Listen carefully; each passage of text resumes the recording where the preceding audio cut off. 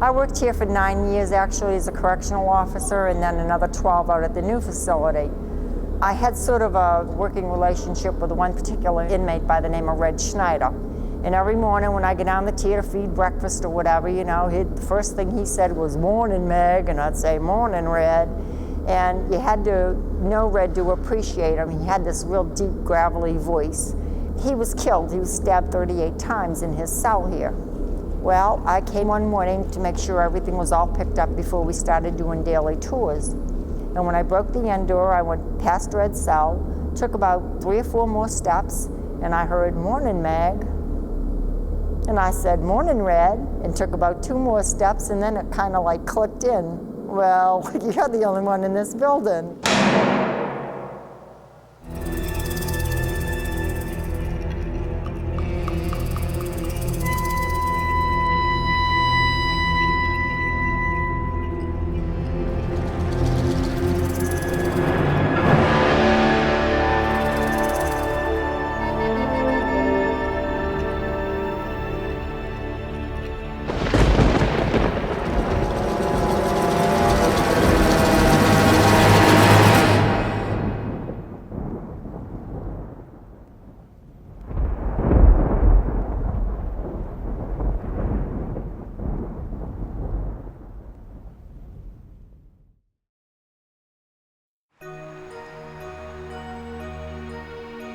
The prisoners themselves were the ones that actually built the prison.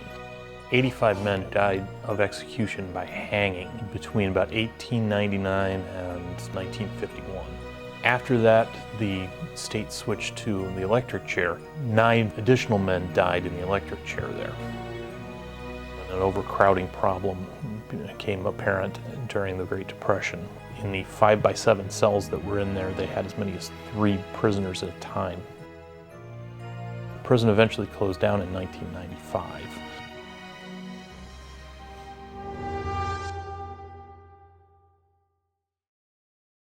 Our guide when we arrived at Moundsville was Lori O'Neill. She gave us the walkthrough.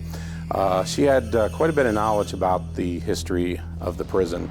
The area that we're at now is right underneath the admin building, the biggest part of the prison. It was the boiler room. We had an inmate that lived down here by the name of R.D. Wall. That was his assigned job. He took care of the boilers. The other inmates didn't like it very well. And one day in 1979, a bunch of them snuck down here and slaughtered R.D. Cut off his fingers, decapitated him. It was back in this corner in the bathroom as he sat on the toilet. They always give voices down here. It's one of our main hot spots also. Okay. One episode happened to me in the boiler room. There was an inmate by the name of R.D. Wall that was murdered down there by other inmates.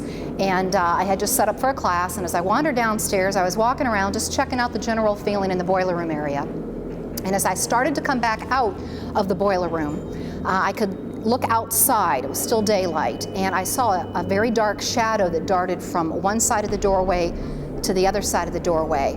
And the only other person that was in the building was the lady that works the gift shop area. Her name is Lori O'Neill. One of the places we get a lot of pictures is called The Hole. That's where Mr. Wall was killed a number of years ago. We get everything from faces in a green mist coming out of the wall to demonic faces appearing. This institution was very, very violent. And I think that we experience at least 2 deaths a year from inmate homicides that were inside the institution, and we happen to be the first responders to those. The inmates that couldn't behave, they were sent to North Hall, which was maximum security. They spent 22 hours a day in their cells. They were fed through this beanhole at the bottom of the door. They were allowed out for rec time and showers, and that was it. At one time, this place was so overpopulated, we had 3 men in every cell. Now there's 4 cells down on the very end. That's where our 4 most violent inmates were housed. The one on the very end, we had an inmate by the name of Red Snyder. Red came here for killing his parents, cutting up their bodies, and hiding them under his bed.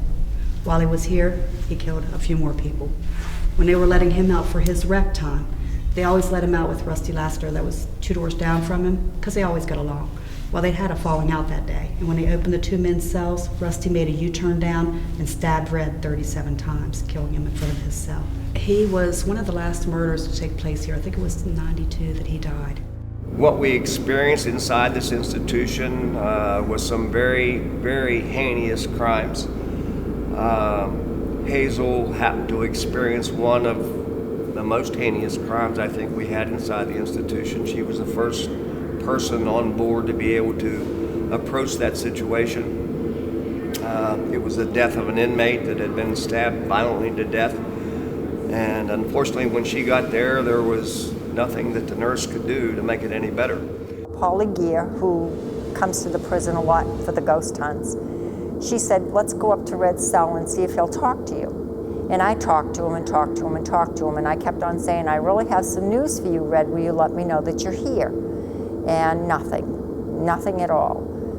So finally I just said to him, well, Red, you know, I've been here long enough. I have to go to work, so I'm going to leave. But I just came to tell you that Rusty is out on parole.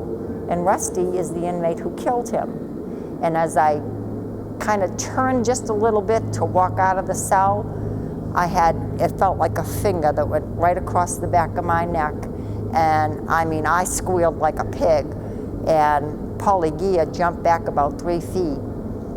We come back up and got into the lobby, and she rewound her EVP tape. And when I said, Red, I just came to let you know Rusty is out on parole, we heard, I know he is. And it was Red's voice. When the prison first opened, this was the penitentiary. They had cells down below and up above. And when they had the first few hangings, they think it might have taken place inside this building. It was open to the public. People would come for miles just to watch a hanging. And that was clear up till 1932 when they hung a man by the name of Frank Heyer. Frank was a big man, and when they hung him, he decapitated. After that, it was closed to the public. You had to have an invitation, which was usually your media and your family members. But we did have another hanging here that made Time magazine in 1939. A man by the name of Orville Atkins. Just as they was getting ready to put the noose around his neck, the trap came open, and he fell head first into the cement below. Didn't kill him, but it severely injured him. So they put him on a stretcher, carried him back up, and hung him. Oh. Well, the blue building that you see, it was called the OMC, the Old Men's Colony. If an inmate was at least 65 years of age, he was permitted to live in there. This was mostly for the inmates that couldn't protect themselves against the younger generation. But we had one inmate that came in there in 1930 by the name of Freeman Collins. He was released in 1972. Now you can imagine how much that world changed from 1930 to 1972. Well, he was scared to death, so he killed his parole officer so he could come back. And he was still here when the prison closed in '95. He spent over 60 years behind these walls. Wow. Now behind the blue building used to be a big red building, and that's where we housed females. One of the females that we had housed here was Charlie Manson's mother, because he's from this area. Behind you, there used to be another building there, and that's actually where the death house used to be. It's where they had the gallows and later on the electric chair. After the death penalty was abolished in '65, the inmates got a petition together. They wanted no reminder of that death house, so it was tore down. But it's another area that picks up a lot of activity. It is historical. I mean, this prison housed the most dangerous people in the state of West Virginia. And it was one of the most difficult environments for employees to work in. I think as far as the professional people that came aboard, the nurses, the dentists, the psychiatrists, psychologists, radiologists that come aboard to help us to what we had to do for humanity's standpoint was phenomenal. What happened here? We had an inmate by the name of Danny Lehman that lived in there. He was leader of the Avengers. He was like the most powerful inmate in this prison. A lot of people didn't like it. They didn't like his power. And one day when they were letting him out for his rec time, he stepped outside of his cell and was stabbed through the eye, piercing his brain. You had to adapt what we did in the civilian world and what I did in the military. We had to put all that together to make it work inside this institution. And knowing that when that door slammed behind us in the morning when we come to work, that it was dangerous. I mean, we were in a dangerous environment. You had to always remember where you were. Yes. When it got quiet, something's not right. Something's going to happen. And usually we were on the happening end of it. We're the ones that had to show up, whether somebody was stabbed or beaten severely. We were the ones that were there. This was the infirmary. When this was in operation, this was lined with beds, mostly older inmates, a lot of them that did die up here. Now, these inmates all believed that if you died in prison, your soul remained in prison. So if they thought an inmate was close to death, they tried to ship him out to the nearest hospitals. But a lot of them did die up here, and this is another place they pick up a lot of paranormal activity. Okay, well, maybe we could find a couple of them. By far, the infirmary up there. That place, I've had so many experiences up there. A group member asked if they wanted ice cream or steak. So she asked, ice cream or steak, whichever you want. And this was one of the best EVPs I've ever heard, because it just, as clear as I'm talking to you right now, it said, I'm getting both. Just, I mean, it was a funny little response, but it just meant so much to us because we've never had an EVP that clear. The hospital area, we have recorded one EVP up there that I've really never heard another one quite like it. It sounds like it's something truly from the depth of hell. Moaning, agony, it's just really amazing. EVP. It was his daughter, watched her open the tape and put it in the recorder, brand new tape, and she got the spookiest recording I've ever heard. I was doing an EVP session up in the psych ward, and I had my digital recorder, and after I asked a question, I waited about 20 seconds, and I was ready to ask another question, but something told me I needed to wait. I needed to wait for something to happen. So I waited a good 35 seconds until finally I heard what I can only describe as a gunshot.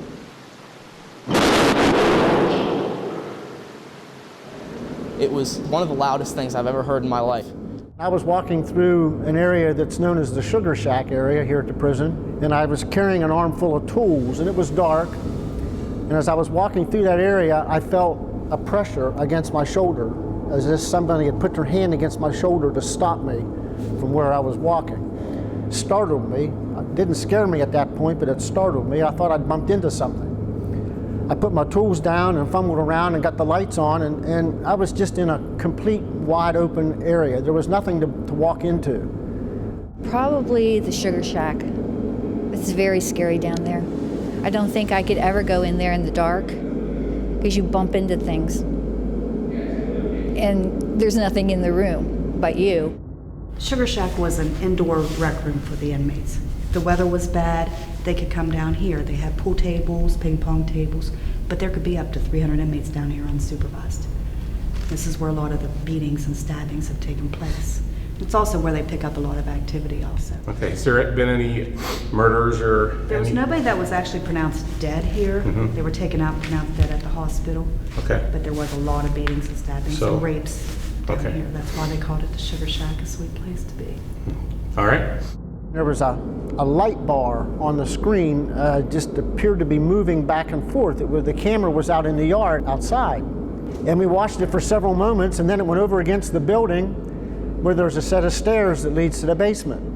And you could see that light just go plunk, plunk, plunk right down the stairs. And then it hovered there for a couple of seconds and then moved inside the building. This was the contact visitation room. Every inmate was given 20 hours a month visitation. That could be contact or non-contact. All the artwork you see in here was done by 3 inmates, 2 of them that are still incarcerated and always will be. Now, it was in here in 1986 where the last riot started. Inmates took control of the prison for 52 hours. They held 16 hostages. 15 were correctional officers and 1 was a kitchen worker. Those hostages was beaten, blindfolded. They had to crawl everywhere they needed to go. And during that riot, 3 inmates was brutally murdered. Were they murdered here? They think the first one might have been murdered in this room. In this room? Okay. The prisoners knew we were here to help them if something happened, so we had a lot of respect. Yes, we did. We had respect inside the institution. It wouldn't have happened in the 86 riot if I hadn't have been the healthcare administrator. I wouldn't have been in charge of the hostage negotiation to get our people out of here and try to resolve the situation, because I was a healthcare administrator and they trusted me. I have a theory why it's so active, and I believe it's because of a ley line. Right across the street from where the building is located at is the largest conical mound in the United States. It's the Grave Creek Mound. It was built by prehistoric Indians, and they would usually locate their mounds on areas of great energy. So I believe that there's probably an energy line or a ley line that runs through this area, and it probably fuels a lot of the activity that happens here in the penitentiary. There was a big belief among the inmates that if you died in prison, You stayed in prison. You have a lot of trauma here. You have people that died on site. There were over 998 murders that took place here, 85 hangings, 9 electrocutions.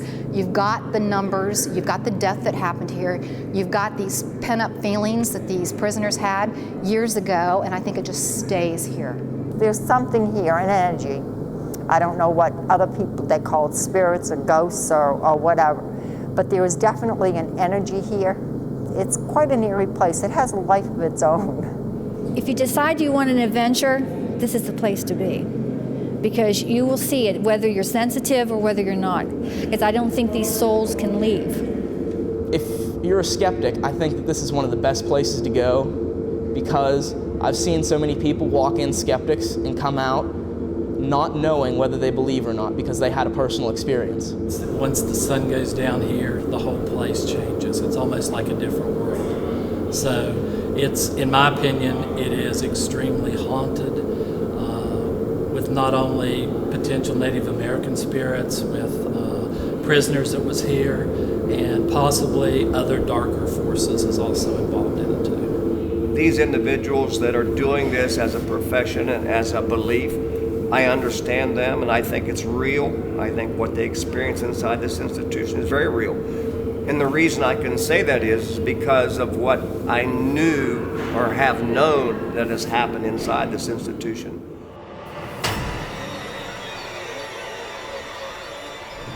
One, 2, 3. Hello?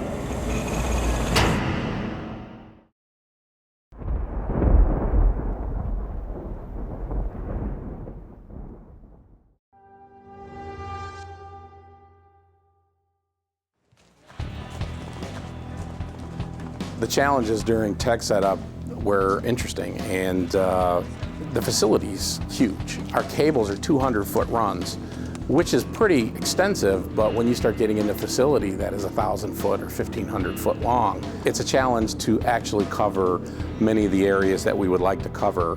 During the walkthrough, we were shown probably a dozen areas that have interest. Now, not all of them were classified as hotspots, but some of these areas we would like to cover. Moundsville was probably our largest investigation yet, and camera placement obviously can pose a challenge with a building that large, but we managed very well.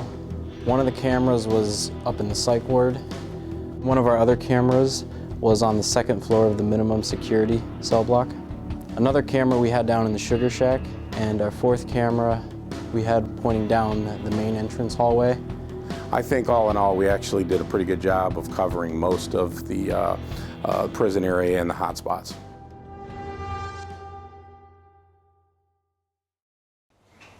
Touch wall to wall, touch the ceiling, and I'm 5'7", so.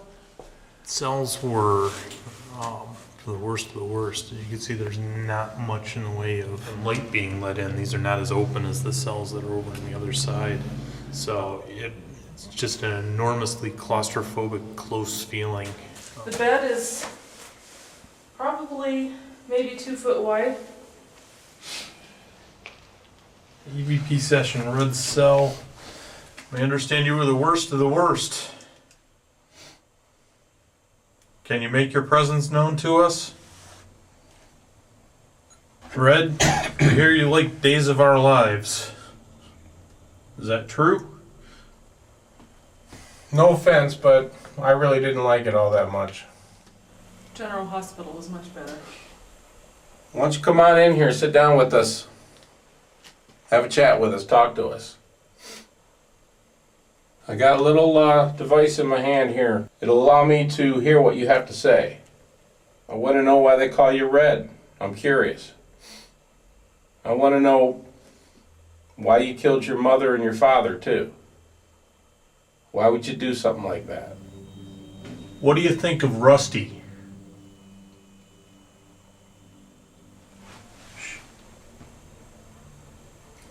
What was that?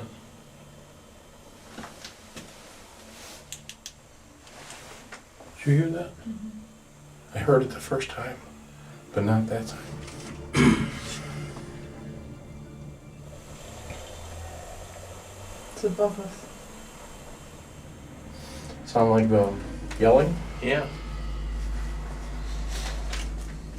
Hey, Red, we'd like you to come over and sit down and have a couple of words with us. Did you hear that? No. What was it? It's like a low hum.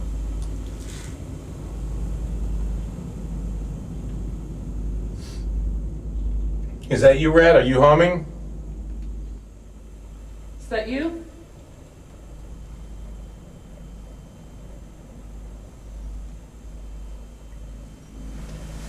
I'm feeling very uncomfortable. You know, so am Extremely I. uncomfortable. It's like I want to crawl in here with you guys. No. Yeah. I'm not. I am. Definitely started feeling a little bit different. Good places when they stop. Let me see what's out there.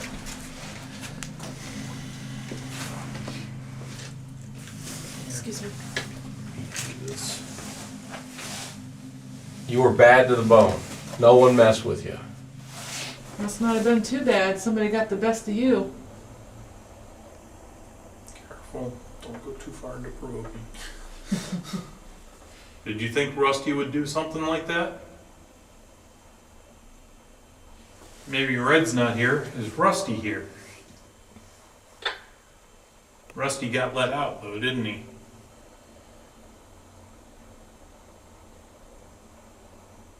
Rusty killed Red Yes. and he got out? Yep. He was released from prison, I understand. How does that make you feel? That Rusty Killed you. which I don't know how you let that happen, and then He's a free man. he's a free man. Okay. Do you see that? It lit up like 3. Yeah. It pegged it Say on the it again. K2. So Rusty got out, man. So Rusty got out. He's living a free man. Let us know how that makes you feel. If that was you that lit this little instrument up, let's see if you can do that again. That's pretty impressive. You tell me, somehow you tell me, so I can pick it up on these recorders, the one that I'm holding in my hand in front of me, or the one that's sitting down here to the side of me. You let me know what you want to tell Rusty, and I'll try to get that message to him. What did you two fight about? It's walking. Yeah, where's that coming from? Somebody was behind me or... Is that you walking around, Red? The closer you get to us, this little instrument with the red light will light up and let us know you're here. It would really make our night if you could give us some sign that you're here with us. Try the eye ovilus. These are extremely experimental. I'm not convinced that, Right. honestly, at this point, I'm not 100% convinced that they actually can be used as a valid paranormal research tool. But I'm willing to give anything a shot, test it. I still want to know why you killed your mother and father. And why Rusty killed you. Like begin. I saw that one go up. That spiked all the way up, didn't it? Yeah. Somebody here?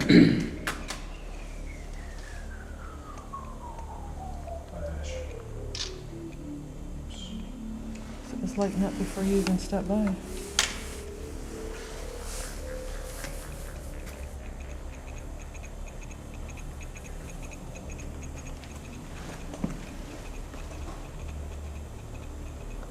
Hello? Are you here with us?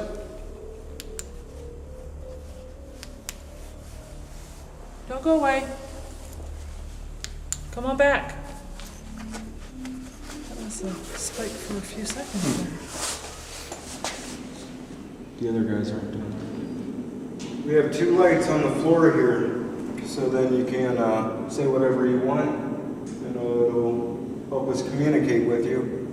And the green light if you walk up to it, it'll spike up. It'll light up like little dots. If you can do that, it'd be much appreciated.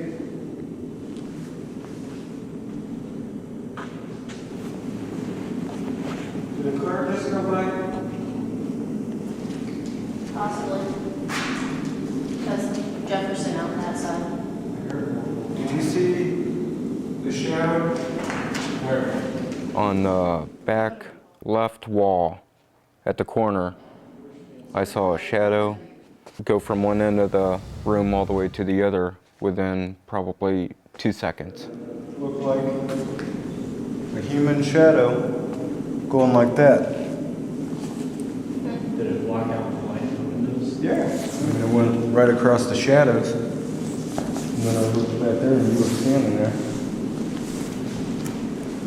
Where's my shadow at?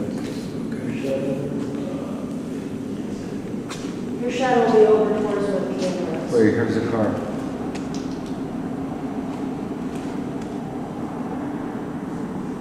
It didn't cast it over there, did it? There was a car, but it was driving that way. Yeah, it's not going this It way. cast a shadow if it's driving the opposite way. The car went up the road that way. Wait, the car. There was a car coming down this way, but it turned right there onto this road. And when that car just drove by, this other car, it didn't cast a shadow. Flash. And there's no windows right there. Look, stand right there for a second. I don't think it's really gonna...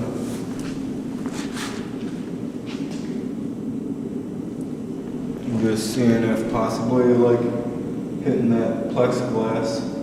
But you weren't raising your arm. Eric, no, hold on. Before you say that, first the car that drove by that turned down that road, it was coming from that way, going this way. About 30 seconds after, there was another car that just went straight down this road into minutes. Eric, you need to be like a step over to your left again, because your shadow was on the wall, where right next to where Sean's.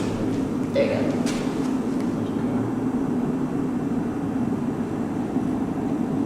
It was driving that way too. Nothing. And right when we saw the shadow, the car was driving in the same direction. Like, turned down that road. Is there anybody here with us? Is that you that cast that shadow?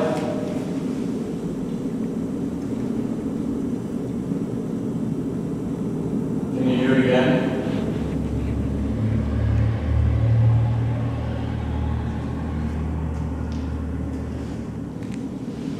We're here to talk to you. Batteries. Am I? No. Are you serious? We replaced the batteries on all 3 of these before we left. It's completely dead. It's pretty much, I mean, it can turn on, but it's probably the 1%. Battery failure number 2, I believe. We just got up here and started probably about 15, 20 minutes ago. Before we left, we replaced the batteries in all of our recorders. And I noticed the red light wasn't on anymore. Went over to look at it. I go to turn it on, it says battery's low, and it was off. If there's anyone here, don't be afraid of us.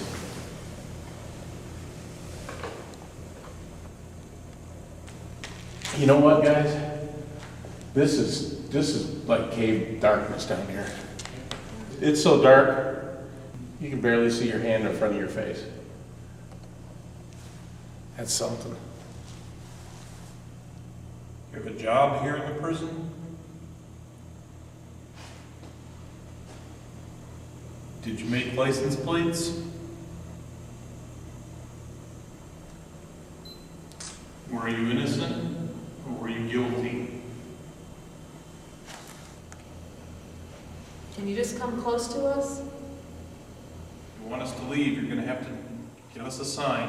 You give us a sign of your presence in this room right now for us. And we will remain here and continue to talk to you. But you need to do that right now. So we know to stay here. Did you guys happen to see that white ball of light over here? No, where? It was about on the other side of this pole, right up over here. No. Right this direction over here. What can we do to help you? There was a flash over here, another little white ball. Right behind you, Stephanie, right over here. They almost look like lighted little orbs, but there's no way it's going to be anything like we would know with dust because I'm seeing them. Pinpoint, small.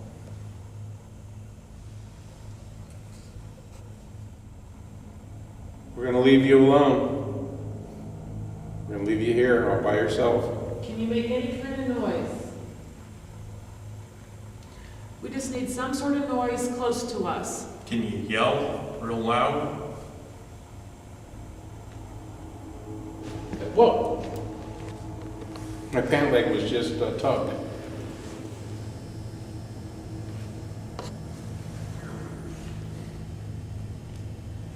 Yeah, it was just tugged. It was like this. Just like that. It was an upward motion. No, why can't you do that for me? I don't see anything that could have caused it here. I don't think I hooked it here because I wasn't moving when it happened.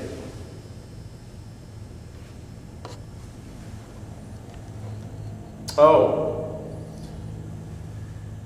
A battery tanked all the way down at that time too. It's dead. That's what the beeping was. Interesting. Did it have a... Brand new battery. Put it in there. Yeah, and you heard that beep. And right when that beep occurred, a few seconds later is when I felt that right here.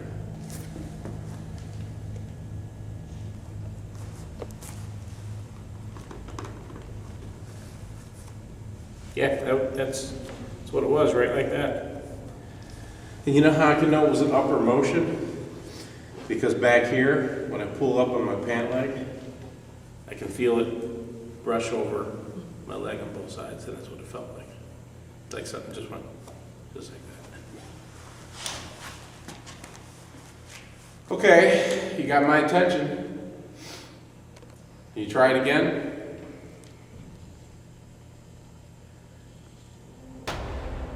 Whoa! It was another like white misty light. Just like this. It started up around here, went down, then went up, and then looped back down again. I kept seeing little balls of light. First down this way, and then back over in here. And they would be quick to go from one direction to another and kind of wisp around. One of them, more elaborate, I saw over here, came down, looped around, and came back up. And seeing that with your eye, that's rather interesting. Well, let's do a little EVP session back here. What do you guys think? So it's a good spot. Brother, you want to go in here? We're gonna be in here. Be careful. That's how it's gonna go, right? I just don't trust that. It's all over. Oh my gosh.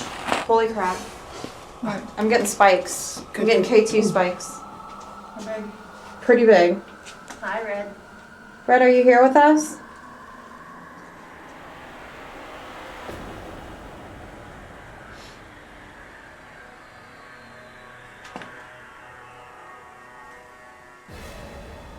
Red?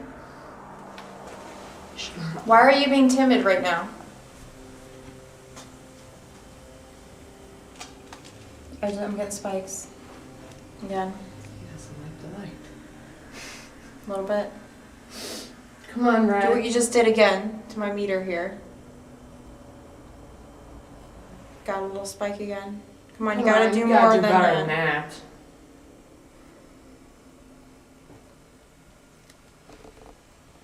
Alright, in order to know that was you, I need you to do it on cue.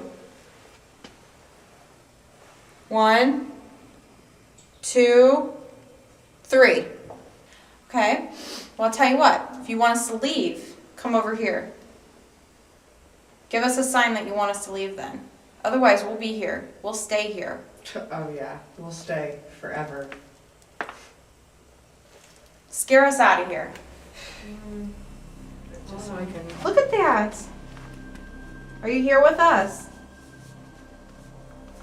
Yeah. Okay. All right. Are you nervous? Well, if you're nervous, then make it stay still. Okay. Oh. All right. So you're not nervous. All right. Cool. Hey. I love it. No shame in that game. Can you make this one go off? The green light. That's Thank like you. on cue. Yes. Thank you. You are awesome. Okay. Now just to make sure it's you, on the count of 3, go ahead and make them go off. On the count of 3, you gotta light both of them up so we know it's you. 1, Please. 2, 3. 3. Ah! Yay! You are so awesome. You get free time. Thank you. With Jen. What? You want a hot date? On the count of 3, if it's you, Rusty, make them go off. 1, 2, 3. So it's not, it's just mine going off. Red, if you're here, make it go off on the count of 3. Please. 1, 2, 3. We got a Rusty here. It's Rusty, isn't it? Yeah. Oh my gosh, this is amazing. No. All right, if you want us to stay, can you make them light up? On the count of 3. 1, Please. 2, 3. 3. We'll hang out, but you gotta let us know that you want us to stay here. All right. You gotta let us know. Do you want us to leave? Is that a yes? If you want us to leave, make them light up again. Then we'll leave you alone. But you have to tell us what you want. Touch my leg. Or mine. Or touch my hair, head, arm, hand. That's all you're allowed to touch. And you're lucky you're getting it.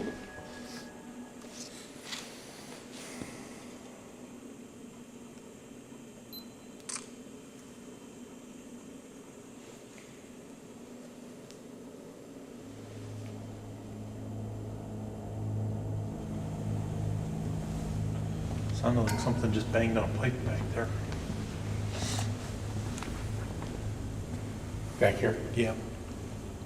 Came from in the kitchen there. One of the claims, the stories is that during a prison riot, they had stuffed a smaller guy that they didn't like into a big pot of beans, like a bean soup, and they held the guy in there, because they used to use those big massive pots, and they shoved the guy in there and actually boiled him until his flesh fell off. Could you imagine that? I want to know your name. My name is Eric. Can you give me your name? Can you touch this device that's in front of me here? It won't hurt you, and just let us know you're here.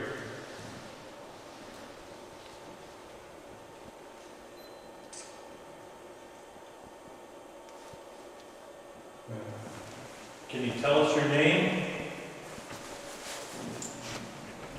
Hey, movement down there. Yeah, we just had a spike. I'm not kidding you. Down here. Right down here. We had a spike on this too. I saw movement right down here. Right down here. Yeah, the Don't run from us. this spiked to 2.9. Is it? Yes.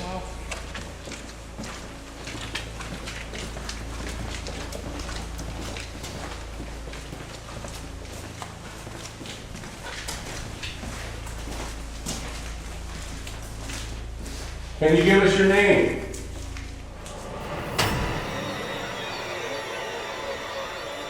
I saw a dark shadow move from the prison area past the door. It was really neat because any question we asked, it was a severe response.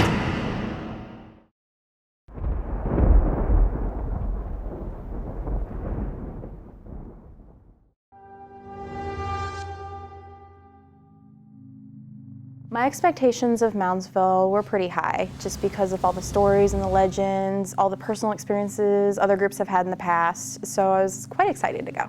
Neutral. I wanted to be neutral. I didn't read a lot about it. I tend to go in just kind of numb, not having any clue, at least not all the history of everything. I've been on several investigations with the team and have never felt intimidated, never felt afraid. When entering Moundsville, even during the daylight hours, there was so much negative energy there. I felt almost threatened. I was like on hyper alert, and I've never been affected like that in any of the investigations that we had been on previously. We were coming down the main hallway towards where the entrance to the cafeteria is, and I happened to look forward while the others were talking, and I saw a dark shadow move from the prison area past the door into the cafeteria. Scott had looked down the hallway first, and I saw something, it looked like it was walking back into the cafeteria. Dark shadow in the same spot where they had caught the photographs. It's the same door that the famous Shadow Man picture was taken at. I immediately looked around to see if anybody else had seen this thing, and I noticed that Robin, one of our other investigators, also reacted to this at the same time. I asked her about it later, and she did confirm that she saw the same thing at the same time I did. About 15 minutes into our investigation in the kitchen area, I had saw what appeared to be a shadow figure dart down the hallway, and about that time, we had actually received an EMF hit on the Mel. Scott and myself actually went down that hallway to see if there was anything that could cast that shadow, and we didn't see anything. We were up in the psych ward starting an EVP session, and probably only like 2 minutes later, we had Eric's voice recorder die on him, and I think he had a new battery in it also. And probably about 15 minutes later, I had my voice recorder die on me also. And I know it was a new battery because I replaced it before we started. There was an absolutely intense amount of battery drain in Moundsville. The batteries had been just changed too, so one of the possibilities for it was that it was really cold and that tends to drain batteries faster, but it can't say for sure. The application Ghost Radar, along with other applications that run on similar smartphones like the iPhone, called iOvilus, basically are ITC devices, instrumental trans communications. It's a term that's used nowadays for a wide or broad range of electronic devices that people are using as experimental communications devices. They're also highly experimental and very, very controversial, so we're not claiming it's a valid paranormal tool at this point. We're just evaluating their ability to communicate. Red and Rusty's cells were probably the most active all night long. We headed down to maximum security, down to Red Cell and Rusty's cell to do some EVP work down there. And between the two cells, we actually got some very interesting correlation with the K2 and the Mel. Not too much was going on until we went into the next cell, which was Rusty's. We kind of were bringing up Rusty a lot in Red Cell, and that seemed to get more spikes on the EMF meters. So we decided to set the two together to see if they would do the same thing, and both of them were spiking like crazy. It was just amazing how the K2 would spike with some of the questions that we were asking. It was really neat because any question we asked, it was a severe response on both of them in sync right after we had asked the questions. Eric and Scott and I were outside of Red Cell. We started getting real strong EMF spikes, and the spike continued for probably 3 to 5 seconds continuously, and it went away as quickly as it appeared. You are in a maximum security prison. You're surrounded by concrete and steel. The power in the building, with the exception of the front lobby in certain areas, was completely off. There was no lights on, no power, no electricity. The problem I see with outside interference being inside of a cell like that when you're surrounded by that kind of steel and concrete is it's very difficult for those signals to pass through. So having some type of K2 spike or some type of EMF hit in a cell of this nature is interesting because it tends to come more from the inside than the outside. When me and Eric were down in Red Cell doing an EVP session, I got out this app. It's called Ghost Radar. It's an Ovilus basically, but it's very highly experimental, so nothing's 100% accurate. Although we did have some strange words it said, which kind of, the way the words matched together, it seemed a little strange at the time. The Ghost Radar said 3 words: behind, spin, and as I was turning around with the camera after the word active, there was 2 knocks. We heard this knocking on one of the cell blocks, one of the walls. Active. Did you hear that? What? Active. And then Eric went to go recreate it, and it sounded the exact same sound. Me and Sean was the only ones down there in maximum security, so that was pretty sweet. When we were doing an EVP session in the cell, we paused, like we always do, to see if we get a response. And about that time that we paused, we started hearing what appeared to be footsteps. There were several of them. There was no one else in that wing at the time. We only send single teams in to those areas so we don't contaminate any of the audio or the investigators. Me, Eric, and Jessica, we were up in the psych ward doing an EVP session. Probably about 20 minutes into it, me and Eric were standing in the center of the room, and both of us saw a shadow move across the room. There was a shadow that was pretty much moving around, and I'd say it's probably about 6.5, 7 feet tall. And then it just disappeared, and we both saw it, and once again tried to recreate it, and we couldn't. We waited there for cars driving by in both directions, and nothing could be recreated. During one of the EVP sessions, I had glanced up and I saw what appeared to be a couple of orbs of light that seemed to kind of roll around in front of me in the air. And I said, if you could do that again, I would like to see that. Show me the lights like you did before. Later, when we went over evidence, there was a strange light anomaly that appeared behind my back. Another interesting thing that occurred during the investigation in the Sugar Shack, I felt what appeared to be a tug on my pant leg. About the time that occurred, when I was reviewing the evidence, we had a couple of beeping sounds that we noted, and that was actually a voice recorder. And about the time I felt that tug on my pant leg, the voice recorder batteries had died. It was spooky at times, but also very cool. Investigating a prison is a very intense experience because you have a lot of very bad past history in these places. The people that were in there were there for a very good reason. Going into a prison on an investigation like this, you're literally putting yourselves in the same shoes as those prisoners were in. You get that claustrophobic feeling within the cells there. You feel that oppression. You even feel this kind of controlled environment as though people are watching you the whole time. And I think it was a pretty hard investigation on people, actually, but I think in the end we did a pretty good job. It just had so much history, so much energy, so much violence that occurred. Over 900 deaths occurred there, and when you put all of that together, it made for an amazing experience.